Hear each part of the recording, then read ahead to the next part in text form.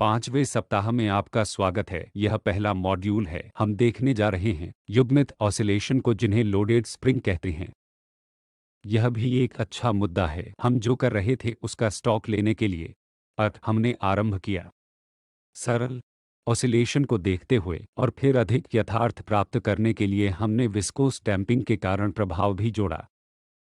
Oscillation और damping उपस्थिति के साथ हमने शामिल किया आवधिक ड्राइविंग के कारण प्रभाव को भी, तथा हमने देखा जैसे रेजोनेंस होती है, रेजोनेंस इस विस्थापन और वेलोसिटी में, तथा इत्यादि। और फिर हमने पढ़ा युग्मित ऑसिलेशन। जब आप युग्मित सिस्टम कहते हैं तो आप इस बारे में चिंता न करें कि एक इंडिविजुअल एलिमेंट क्या कर रहा है। आप इसके बारे में भी बात कर सकते हैं, लेकिन काफ़ी हद तक हम संपूर्ण निकाय के लिए रुचि रखते हैं। इस संदर्भ में हमने योजना प्रस्तुत की है सामान्य फ्रीक्वेंसीज तथा सामान्य मोड्स की, जो हैं मूल रूप से ऑसिलेशन का पैटर्न है युग्मित सिस्टम के। अब हम इस योजना को और आगे बढ़ाना चाहते हैं। युग्मित ऑसिलेशन की योजना हम एक ऐसी सीमा तक जाना चाहते हैं जहां बड़ी संख्या में कण एक साथ जुड़े होते हैं, तथा उचित सीमा में वे एक स्ट्रिंग का निर्माण कर सकते हैं। उदाहरण के लिए, तो उसके लिए प्रारंभ बिंदु होगा कुछ ऐसा जो मैंने यहां बनाया है। तो आपके पास है बीट्स और उन्हें बांधा जाता है माना एक स्प्रिंग द्वारा। और यदि आप वास्तव में बना लें एक ऐसा सिस्टम जो करना बहुत आसान है, और यदि आप प्रयास करें और उनमें से किसी एक को ऑसिलेट करते हैं या उनमें से एक को डिस्टर्ब करते हैं, तो वह शीघ्र ही इसके अगला वाला भी डिस्टर्ब हो जाएगा, और कुछ समय बाद जो इसके बाद है वह भी डिस्टर्ब हो जाएगा। तो क्या हो रहा है कि डिस्टर्बेंस जो आपने उत्पन्न किया था, माना कि एक बिंदु पर फैल रहा है स्ट्रेंथ द्वारा, और इसी कारण यहाँ है युग्मन। तो यदि यह ऑसिलेशन कर रहा है तो इसके बाद वाला भी ऑसिलेट करने के लिए जा रहा है, और आगे ऐसे ही। तो फिर भी हमारे पास वही सवाल हैं जिनका हमने पिछले अध्याय में सामना किया था। सामान्य मोड क्या है? इसलिए हम धीरे धीरे 1, 2 और 3 के साथ आगे बढ़ सकते हैं, लेकिन अंततः रुचि रखते हैं एन पार्टिकल या इन बीड्स में। इसलिए हम ये प्रारंभ करेंगे एक स्ट्रिंग और बीड्स के एक छोटे से सेगमेंट पर विचार करने से। तो जो मेरे सामने यहाँ है 3 बीड्स जो कि जोड़े जाते हैं एक स्ट्रिंग से। सामान्यतः यदि आपके पास ऐसा कोई सिस्टम हो, अवश्य ही आप शायद इसे दीवारों से बांध देंगे, और इसी प्रकार वे होंगे जिन्हें बाउंड्री कंडीशन कहा जाएगा। तो इस स्टेज में चिंता न करें बाउंड्री कंडीशन के बारे में, इसलिए हम केवल स्ट्रिंग के इस सेगमेंट पर ध्यान केंद्रित कर रहे हैं। जब आप कुछ भी नहीं करते हैं तो स्ट्रिंग बाहर निकलने जा रही है, इसलिए स्ट्रिंग में कुछ टेंशन टी है। मैं यह मानूंगा कि स्ट्रिंग में एक समान टेंशन टी है। जब कोई भी डिस्टर्ब नहीं होता तो साम्य पोजीशन होती है, जिससे यहाँ निम्न रेखा द्वारा दर्शाया गया है। इसलिए जब कोई डिस्टर्ब नहीं होता वहीं पर सिस्टम रेस्ट में होगा। अब यदि मैं एक बीड्स को खींचता हूं और उसे छोड़ देता हूं, ये प्रारंभ करने वाला है ऑसिलेशन, और शायद समय के किसी बिंदु पर यह एक के समान 3 बीड्स का कॉन्फ़िगरेशन है जो मैंने यहाँ ड्रॉ किया है। इसलिए मैं ये कुछ चीज़ें मान रहा हूँ कि बीड्स समान दूरी पर हैं, तो बीड्स के बीच की दूरी ये है। प्रत्येक बीड के विस्थापन को व्यक्त किया जाता है y द्वारा, और यहाँ यह इंडेक्स r है जो आप यहाँ देखेंगे, जो बीड की संख्या के लिए इंडेक्स है। तो उदाहरण के लिए मध्य बीड जो आकृति में दिखाया गया है वह r वां बीड बाईं ओर है, और दाईं ओर आपके पास yr-1 और yr+1 वां बीड। तो इस तरह आप अपने बीड्स को नंबर दे सकते हैं 1 से कुछ बड़े मान n तक, लेकिन हम बीच में उनमें से कुछ 3 पर बीच में ध्यान केंद्रित कर रहे हैं। और इस कॉन्फ़िगरेशन में मुझे भी लगता है कि इस कोण यहाँ थीटा 1 है। तो हम अब हल कर सकते हैं इस टेंशन को 2 घटकों में। आपको याद होगा कि जब हम एक साधारण हार्मोनिक ऑसिलेशन की समस्या शुरू कर रहे थे, हम सदैव देख रहे थे छोटे ऑसिलेशन की सीमा को तो यहाँ फिर से हम छोटे ऑसिलेशन की सीमा को देखने के लिए जा रहे हैं, जिसका मतलब है कि थीटा 1 और थीटा 2 काफ़ी छोटे हैं, तो थीटा 1 और थीटा 2 की रेंज कम होगी। दो क्षैतिज घटक जो है टी कॉस थीटा 1 और टी कॉस थीटा 2 बराबर और विपरीत दिशा में निर्देशित होंगे। इसलिए इस क्षैतिज दिशा में बीड पर कोई नेट बल नहीं है। इसका मतलब है कि इस बीड के लिए केवल संभावित गतिकी ऊपर और नीचे जाना है। तो यह एक समतल में यह ऊपर और नीचे चला जाता है, इसलिए यह हमारी धारणाओं का हिस्सा है। तो नीचे की ओर नेट बल होगा इन दो बलों का योग टी साइन थीटा 1 और टी साइन थीटा 2। और यहाँ इस मामले में टेंशन प्रदान करता है रिस्टोरिंग बल, और जो हमने नीचे लिखा है इस प्रकार टी साइन थीटा 1 और टी साइन थीटा 2 केवल रिस्टोरिंग बल है। तो इसके साथ अब हम गति के इक्वेशन को नीचे लिख सकते हैं। तो यहाँ मैंने आरवां बीड के लिए गति के इक्वेशन को लिखा है। मैंने माना है कि सभी बीड्स का द्रव्यमान m है। टी वास्तव में एक समान टेंशन स्ट्रिंग में है। अब अगर आप फिर से चित्र पर जाएंगे जो हम देख चुके हैं पीछे, तो आप देखेंगे कि हम एक एक्सप्रेशन प्राप्त कर सकते हैं साइन थीटा 1 और साइन थीटा 2 इन विस्थापनों के संदर्भ में।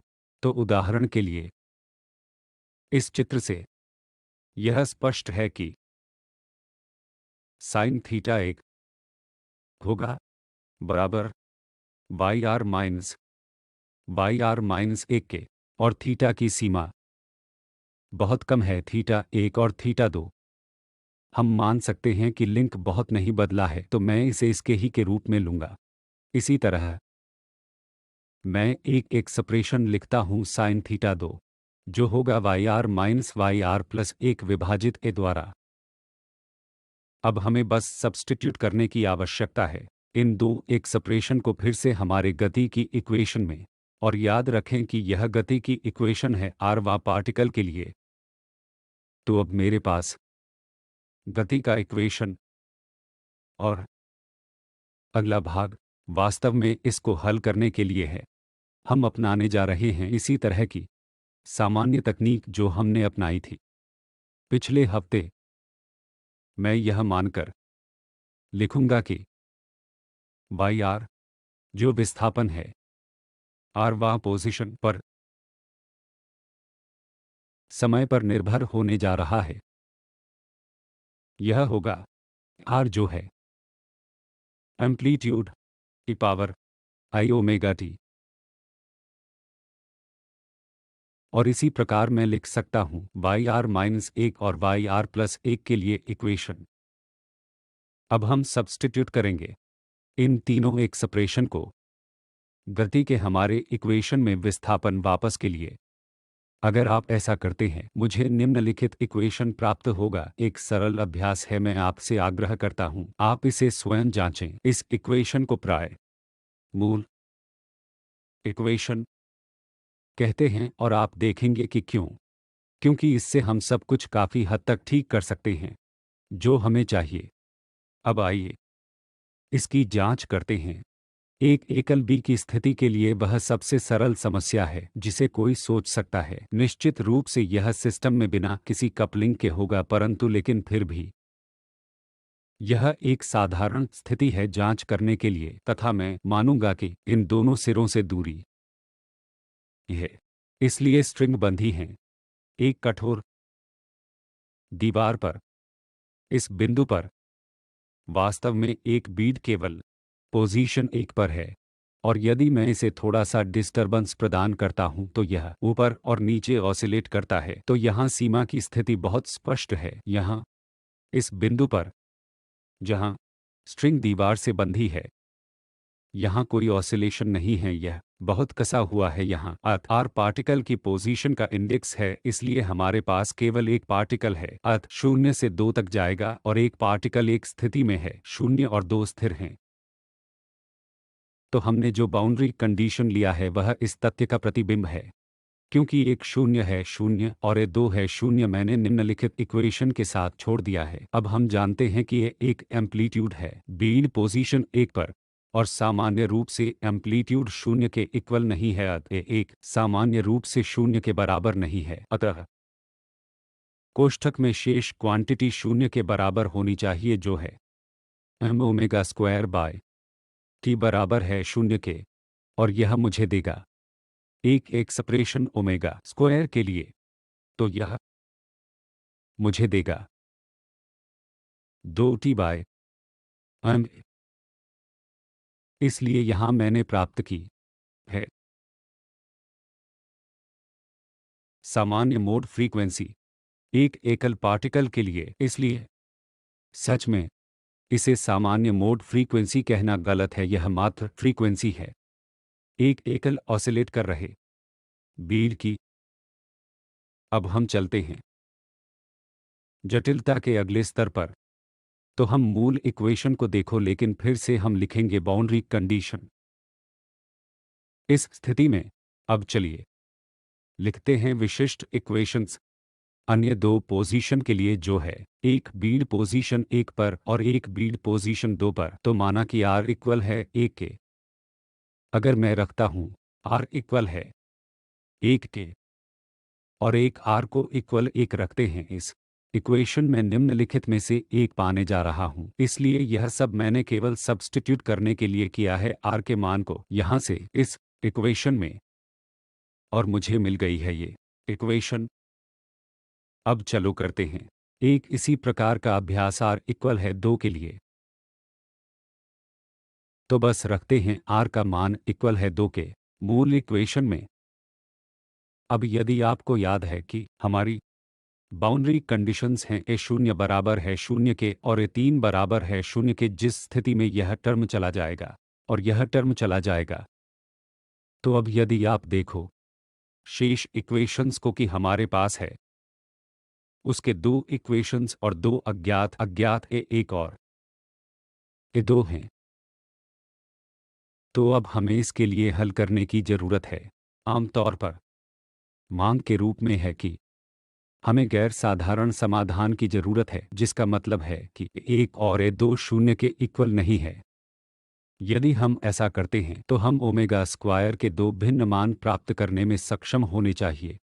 तो मेरे पास दो इक्वेशंस हैं और दो अज्ञात हैं, तो मैं कर सकता हूं सब्स्टिट्यूट इस एक के लिए यहां से।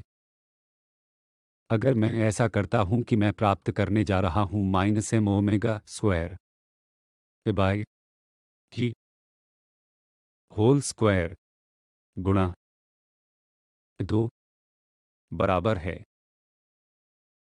2 के, और क्योंकि ये दो स्वयं ही शून्य के बराबर नहीं है, यहाँ क्वांटिटी इस स्क्वायर ब्रैकेट के भीतर शून्य के बराबर होगा।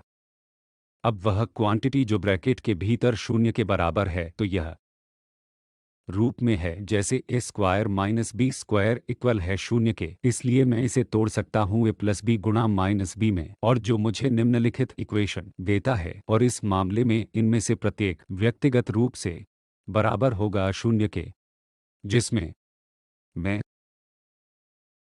सेट कर सकते हूं कि उनमें से प्रत्येक टर्म बराबर है शून्य के, और एक एक्सप्रेशन लिखें ओमेगा स्क्वायर के लिए। तो अगर मैं ऐसा करता हूं, माना इस स्थिति में यह मुझे निम्नलिखित एक्सप्रेशन देगा ओमेगा स्क्वायर के लिए, तो मुझे इसे ओमेगा 1 स्क्वायर कहना है, जो होगा टी बाय एम। और अगर मैं यह शून्य के बराबर सेट करता हूं, मैं प्राप्त करने जा रहा हूं दूसरे सामान्य मोड फ्रीक्वेंसी, जो होगा ओमेगा 2 स्क्वायर बराबर होगा 3t बाय एम। तो अब यह दो बीट्स का मामला है, दो ऑसिलेट कर रहे बीट्स, और मेरे पास है वो सामान्य मोड फ्रीक्वेंसीज। हम सामान्य मोड भी ढूंढ सकते हैं इक्वेशंस से शुरू होने वाले मौलिक इक्वेशन से। हमने बाउंड्री कंडीशन को सब्स्टिट्यूट किया और बाउंड्री कंडीशन में डाल दिया। यह इक्वेशन के दो सेट हैं जो मेरे पास हैं। और अब सामान्य मोड प्राप्त करने के लिए इनमें से प्रत्येक मामले में मुझे ज़रूरत है यहाँ ओमेगा स्क्वायर के लिए सब्स्टिट्यूट की, इसलिए सब्स्टिट्यूट ओमेगा स्क्वायर को बराबर होने के लिए ओमेगा एक स्क्वायर, और याद रखें कि हमने पहले ही कहा है कि ओमेगा एक स्क्वायर इक्वल है टी बाय एम ए के। तो यह मेरा पहला सामान्य मोड फ्रीक्वेंसी है, और इस स्थिति में अब यदि मैं सब्स्टिट्यूट करता हूँ ओमेगा एक स्क्वायर बराबर है टी बाय एम ए के इन दोनों इक्वेशंस में, तो आप देख सकते हैं कि क्या होगा। हमारे पास केवल एक इक्वेशन है, इसलिए इसे आसानी से संतुष्ट किया जा सकता है अगर हम चुनते हैं एक को बराबर होने के लिए ए दो के, जिससे कि मुझे देगा एक सामान्य मोड जो एक और एक होगा। और इसी तरह यदि मैं इसी प्रकार का विश्लेषण दूसरा सामान्य मोड के लिए करता हूं तो मुझे सब्स्टिट्यूट करना होगा ओमेगा स्क्वायर बराबर है ओमेगा दो स्क्वायर के, जो बराबर है 3 टी बाय एम ए के। इस मामले में मैं यह आपको कोशिश करने के लिए छोड़ूंगा खुद से। यह ठीक उसी तरह से है जो कि हमने पहले सामान्य मोड फ्रीक्वेंसी के लिए किया था, और अगर आप इसे सही तरीके से करते हैं आप यह दिखाने में सक्षम होंगे कि एक बराबर है माइनस ए दो के, तो यह अनुरूप होगा सामान्य मोड के जो दिया गया है एक और माइनस एक द्वारा। और अब यदि आप ट्रांसफॉर्म करना चाहते हैं इस परिणाम को भौतिक पदों में, यह कहने के समतुल्य है कि पहला सामान्य मोड जिसका सामान्य मोड फ्रीक्वेंसी ओमेगा एक स्क्वायर द्वारा दिया जाता है संगत होगा दोनों के साथ, जो साथ साथ ऊपर जाएंगे, साथ साथ नीचे आएंगे, साथ साथ बड़े होंगे इत्यादि। इसलिए उनके ऑसिलेशन का पैटर्न है। दूसरी ओर स्थिति है सेकेंड नॉर्मल मोड फ्रीक्वेंसी की, उनका ऑसिलेशन पैटर्न है यदि एक ऊपर है तो दूसरा होगा नीचे। अब यह हल करने का एक व्यवहार्य तरीका नहीं है अगर आपके पास बड़ी संख्या में बीट्स हैं। अगली कक्षा में हम देखेंगे कि कैसे हम एक सामान्य हल प्राप्त कर सकते हैं ताकि हम प्राप्त कर सकें सामान्य मोड आवृत्तियों और सामान्य मोड को स्वयं प्राप्त कर सकें, यहाँ तक कि एन बीट्स के एक सामान्य मामले के लिए भी जो एक स्ट्रिंग से जुड़े होते हैं।